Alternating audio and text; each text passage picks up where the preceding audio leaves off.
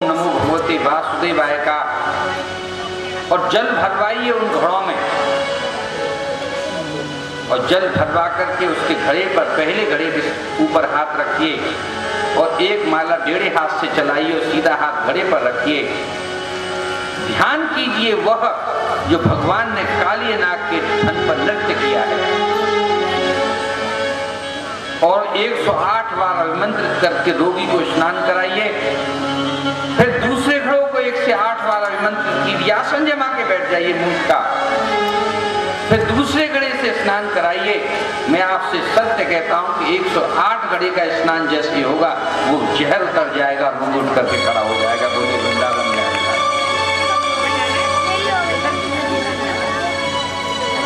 मैं बहुत से बाइकियों से मिला,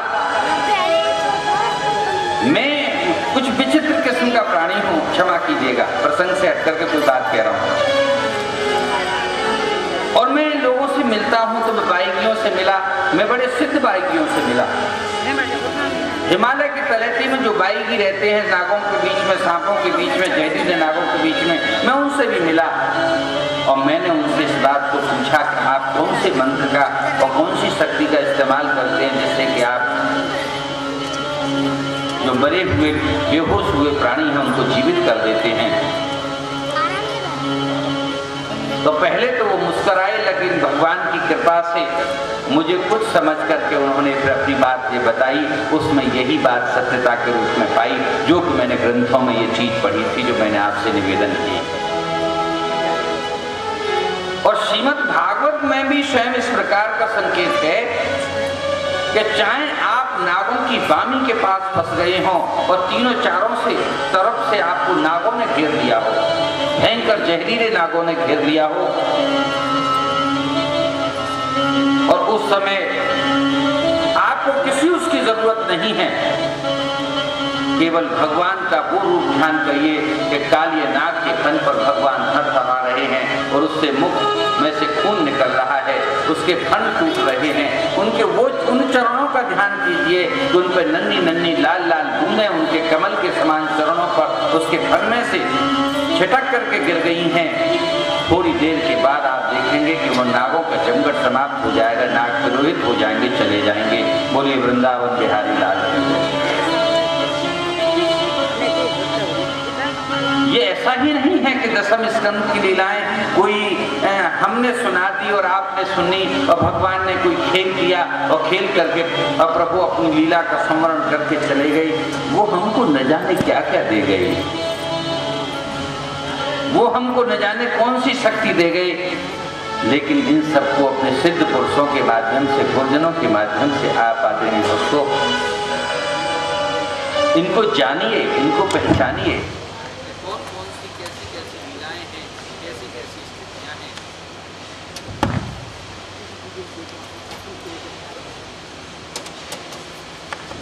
गिरिराज धरण की लीला का एक फल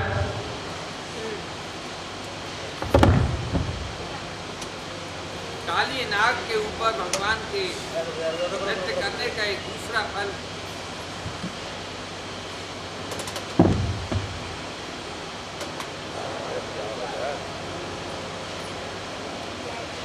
इसलिए भगवान के जो जितने भी रूप हैं उन रूपों पर अलग अलग फल है।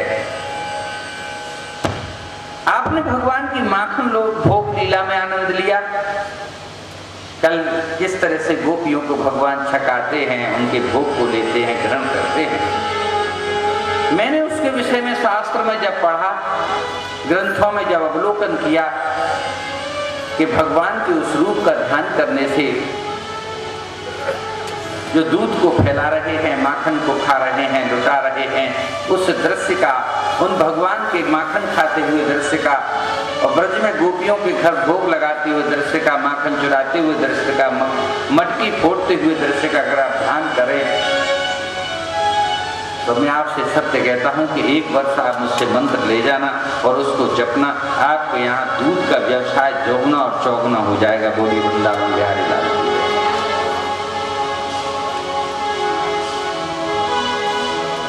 ये वो मैं गोपनीय रहस्य बता रहा हूं जो हमारी वैष्णव पूजा के, भगवान श्री कृष्ण की पूजा के रहस्य में फल हुआ करते हैं। क्योंकि दशम स्कंद की लीलाएं तो मैंने आपको सुनाई। भगवान ने जब वेणु बंसी को बजाया, वेणु गीत सुनाया,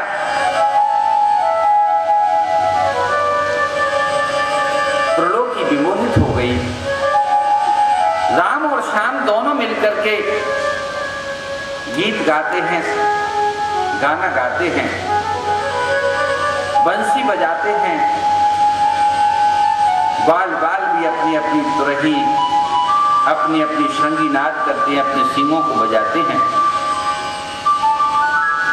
भगवान के उस दृश्य का, उस युगल गायन का, युगल गीत का जो ध्यान करता है, वेणु वादन का जो ध्यान करता है, जो भगवान के वेणु वादन का ध्यान करता है, ये गंधर्वीय ध्यान है। बोलिए वृंदावन बिहारी लाल की जय।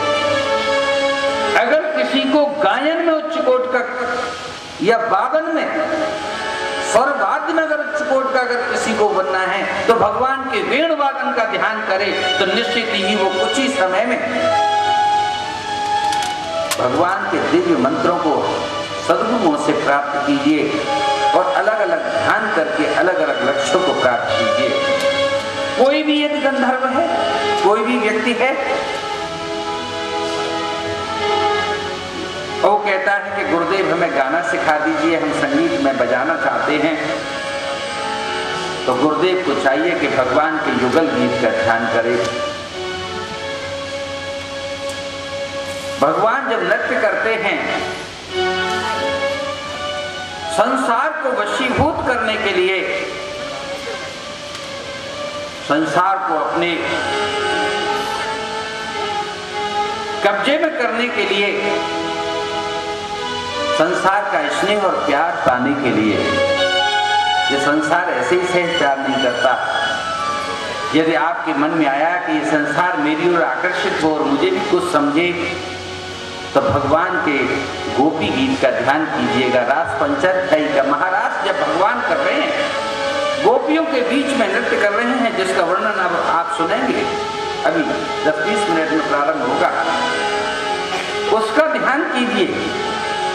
मैं आपसे सत्य कह रहा हूं, ये शास्त्र, विशेष शास्त्र, ध्यान शास्त्र बोल रहा हूं आपके सामने। आपको वैभव प्राप्त करना है, आपको संपत्ति प्राप्त करनी है। गुरुजन आपको मंत्र तो देते हैं, क्योंकि आपकी जिज्ञासा नहीं होती, आपकी कोई इच्छा नहीं होती, तो आप पूछने भी नहीं आते। और गुरुदेव भी ऐसे नहीं है कि जिनकी इच्छा न हो अनिच्छा लोगों को बताने लगे। और ये क्योंकि ज्ञान सत्र चल रहा है, इसमें तो ये बताना अनिवार्य हो जाता है। बहुत से साधक हमारे पास आते हैं, दरिद्र आते हैं, अभावों से ग्रस्त आते हैं, लक्ष्मी ने जिससे मुंह मोड़ लिया है ऐसे लोग आते हैं। उनके लिए भी भगवान की इन्हीं लीलाओं में ध्यान निहित है। इसलिए आदरणीय भक्तों, भगवान की ये दशम स्कंद की एक एक लीला हमें अपने जीवन के अभावों को पूर्ति करने के लिए भगवान ने की है। अब मान लीजिए कि किसी को नाग ने तो काट लिया है, आप उसकी भली चाह रहे हैं कि मेरा बेटा जीवित हो जाए, उस समय तो प्रभु याद आते हैं। और उस समय अगर महाराज का ध्यान, भगवान के महाराज के स्वरूप का ध्यान आप करें, प्रभु कृपा तो सब करेंगे, होता तो वही है जो प्रभु करना चाहते हैं, लेकिन उससे विशेष लाभ होने वाला नहीं है। बोलिए वृंदावन बिहारी लाल की।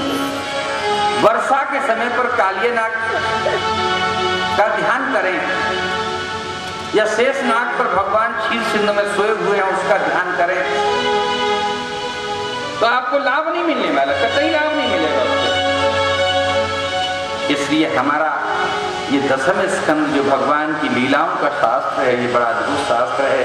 कहीं कहीं तो श्रीमद् भागवत जी में उनके श्लोकों में इन चीजों का गूढ़ रहस्य प्रतिपादित कर दिया है, और कहीं कहीं आदरणीय सुखदेव जी, वेदव्यास जी महाराज शांत होकर के चले गए हैं। फिर इन रहस्यों को दूसरे ग्रंथों में हमें देखना होता है। तो भगवान की जो गोवर्धन धारण लीला है, ये अनावृष्टि के समय पर, अतिवृष्टि के समय पर, जब मनुष्य संकट में फंस जाता है, जब मनुष्य तूफान में फंस जाता है, झंझावातों में फंस जाता है, उसके लिए है। किसान बंधु होते हैं, अपने खेत को बोते हैं और ओले पड़ते हैं और उनकी फसल नष्ट हो जाती है। कृषकों की जीवन बदल गए। नए युग में किसान अपनी भगवान को याद करना भूल गए।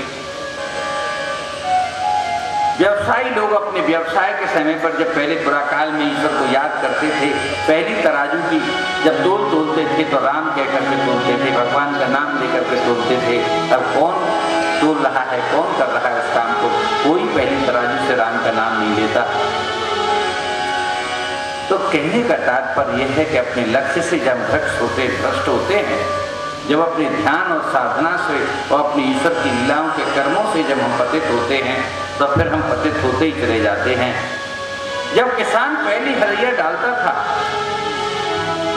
पहला बीज डालता था अपने खेत में और हल जैसे ही टिक करके चलता था, टिक टिक करके उसे चलाता था, तो राम कह करके बीज डालता था और उसका एक दोहा था। उस दोहे को और उस पद को रिपीट करता था। तो ये कहता था कि हे प्रभु, मेरे खेत में से भूखी चिड़िया भी खाएं, पशु पक्षी भी खाएं और फिर भी मुझे तू इतना दे देना।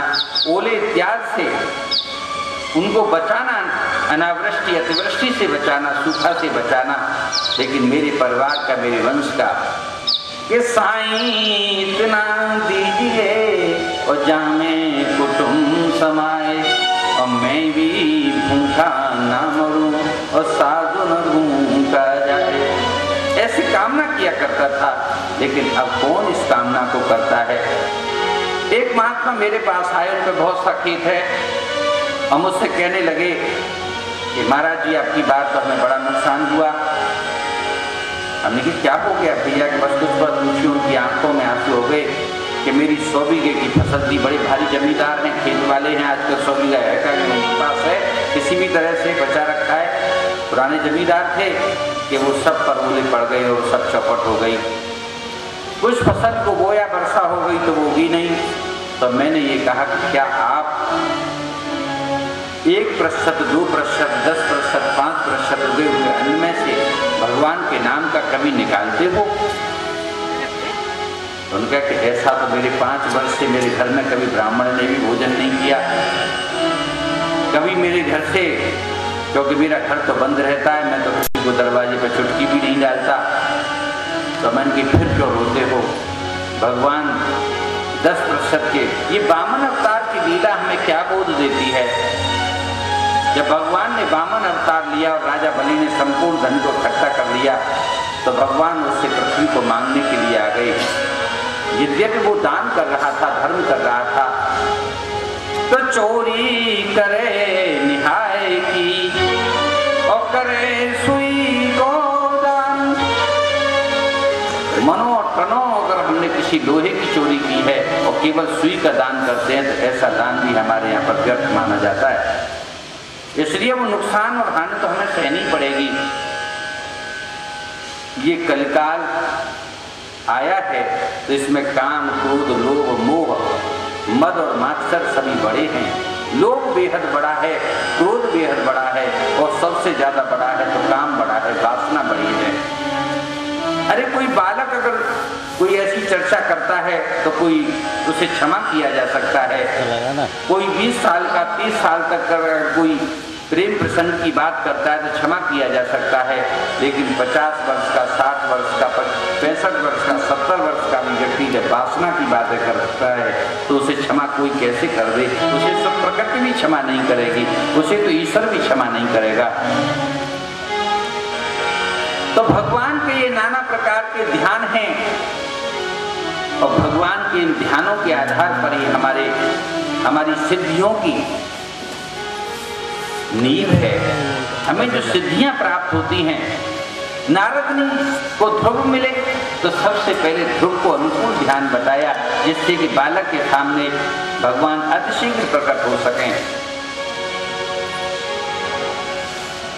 अगर आप जल में डूबे जा रहे हों तो भगवान का कौन सा ध्यान करेंगे?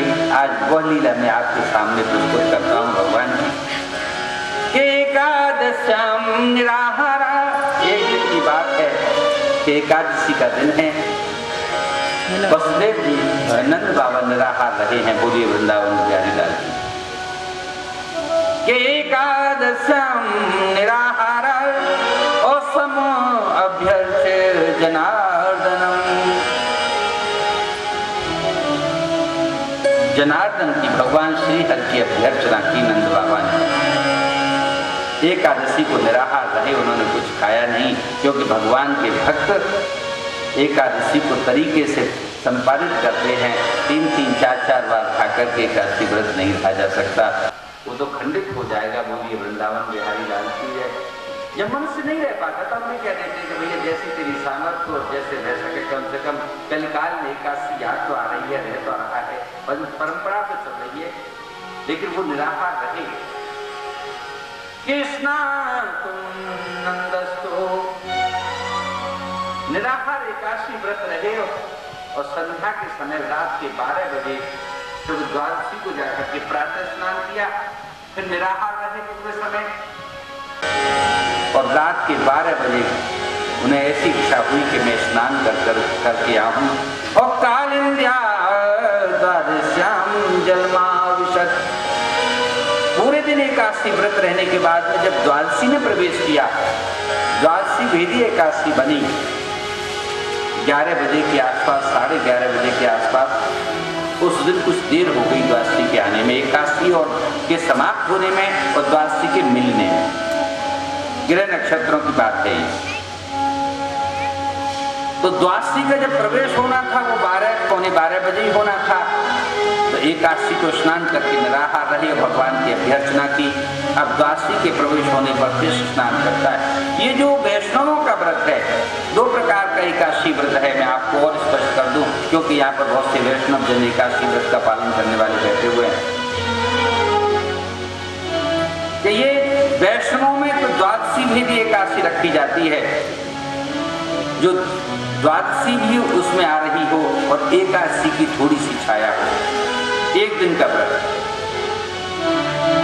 यदि रात के 12 बजे द्वादशी प्रवेश कर रही है तो 12 बजे से रात के से लेकर के और फिर जब तक त्रयोदशी नहीं आ जाएगी तब तक वो व्रत होगा। ये वैष्णवों का व्रत है। लेकिन जो शाक्त और शैव हैं, भगवान शंकर को की उपासना करने वाले हैं,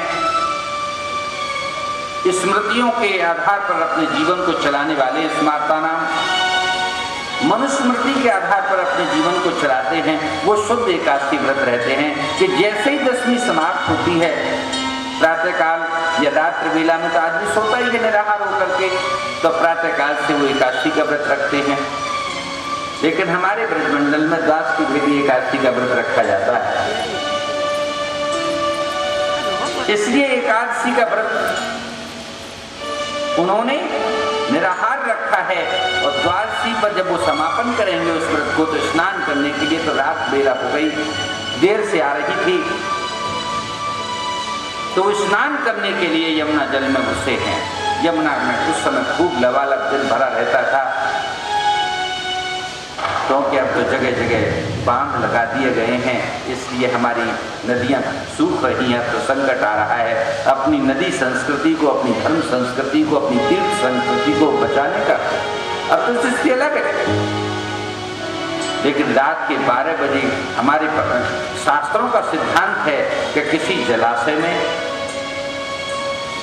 अतिकाल होने पर, रात्रिकाल होने पर, किसी नदी में, किसी शमशान घाट पर कहीं भी प्रवेश नहीं करना चाहिए, जाना नहीं चाहिए, स्नान नहीं करना चाहिए। लेकिन मर्यादाएं टूट रही हैं। अब तो रात को ही जो है दाह संस्कार करने के लिए जाते हैं, 11 बजे चले जाते हैं, 12 बजे चले जाते हैं, तो सब मर्यादाएं टूट रही हैं। लेकिन उसके परिणाम भी दूषित हो रहे हैं। इसलिए घोर समय में, क्योंकि वो राक्षसी वेला होती है और रात के 12 बजे तो दैत्य, राक्षस और भगवान के शंकर के भूतगण इन स्थानों पर, गंगा तटों पर, इन स्थानों पर विचरण करने के लिए, घूमने के लिए आते हैं। तो जब उसमें घुसे हैं जैसे नंद बाबा, तो वरुण देव के अनुचर अर्थात राक्षस वहां घूम रहे थे। अरे रात में तो वरुण देव भी, जल के देवता भी सोते हैं, जल भी सोता है। जब आप उसमें डिस्टर्बेंस करेंगे, जब उसमें आदरणीय भक्त उसमें हलचल मचाएंगे, क्या होगा? जल का देवता दुखी होगा, जल का देवता सोते से जगेगा। कहने का तात्पर्य है कि रात के समय में प्रकृति को शांत रहने दो। रात के समय में तुलसी को मत तोड़ो, रात के समय में पीपल इत्यादि की टहनियों को मत तोड़ो, रात के समय पर फसल काटने के लिए मत जाओ, रात के समय पर वनस्पतियों को छिन्न भिन्न मत करो, दिन में करो, सूर्य की रोशनी में करो। इससे कई लाभ होंगे। कीड़े हैं, मकोड़े हैं, जलचर हैं, जीव है, जंतु, उन सबसे रक्षा होगी। तो वो जैसे ही उसमें घुसे हैं, घुस करके उन्होंने स्नान किया नंद बाबा ने, तभी उनका एक अंशर नंद बाबा को एक राक्षस जो नियुक्त किया गया था, वो उनको पकड़ करके ले गया। बोला तुम कौन हो? कि मैं नंद हूं, इस नंद गांव का, इस गोकुल का, इस वृंदावन का मैं मालिक हूं। क्या आपको नहीं मालूम कि ये निषेध काल है, इसमें हमारे वरुण देव की ये आज्ञा है कि कोई स्नान कर रहा हो तो उसे ले आओ पकड़ करके। वो पकड़ करके ले गया। बहुत देर तक जब नंद बाबा नहीं लौटे, अकेले स्नान करने के लिए गए हैं, तो उनको ढूंढा गया, उनको देखा गया। अब तो ब्रज में नंद रानी रोने लगी, हाय रे मेरे साथ क्या हुआ। दुखी होने लगी नंद रानी, हाहाकार मच गया संपूर्ण वृंदावन में, क्योंकि जब तो वृंदावन में ही रह रहे थे, गोकुल को छोड़ाए थे, और बड़े दुखी होते हैं सब। भगवान के पास गए कि देखिए पिताजी को छुड़ा के लाना है, नंद बाबा को छुड़ा के लाना है। भगवान ने पहले सोचा, क्योंकि तो सब बिलख रहे हैं, सब रो रहे हैं, और बाबा से भी तो भगवान बहुत प्यार करते थे। जब गोवर्धन पर्वत उठाया था भगवान ने, तो लाना दे रहे थे उनके ग्वाल बाल कि जी कनुआ बड़ो चुलबुलो है, जी कनुआ बड़ो चटपटो है, कहूँ है सोनो हो कि सबको भीतर करके पहाड़ गिराए दे और खुद चोट पहुंचाए दे और हनुमा के भीतर दबा दबू के रख दे। तो दुआई दे रहे हैं कि कन्या तेरी मैया नीचे खड़ी है, तेरा बाबा नीचे खड़ो है, हम मरेंगे तो मरेंगे, तू गिराए देगो तो, लेकिन तेरे बाबा पे और तेरी मैया पे जो सबसे ज्यादा इंतजार कर चुका है, इन पे विपत्ति आ जाएगी। और तो और तेरी दादा खड़ी है, या वजह से तू सावधान नहीं हो। तो हमारे लिए गोवर्धन पर्वत तू उठा रहो, सुखाई रहो, तेरे प्यारे बेटे अपने परिवार की सदस्य हैं, तेरी प्रियसी राधा हैं, वो भी आपके नीचे खड़ी हुई हैं। तो वो कहने का तात्पर्य है कि भगवान को नंद बाबा बहुत प्रिय थे। अब उनको लेने के लिए जब उन्होंने ध्यान किया, तो ये जान लिया कि भगवान अंतर्यामी हैं, कि आखिर मेरे पिताजी को, मेरे नंद बाबा को, मेरे भक्त को कौन ले गया है। तो वरुण लोग जैसे ध्यान आया, तो भगवान ने उसी स्थान पर जहाँ यमुना में स्नान कर रहे थे वहीं पहुंचे, वहां जाकर के गहरी यमुना में और डुबकी लगा करके उसमें चले गए। सभी ब्रजवासियों ने तो ये समझा कि नंद बाबा के साथ कृष्ण जी भी चले गए भीतर जल में,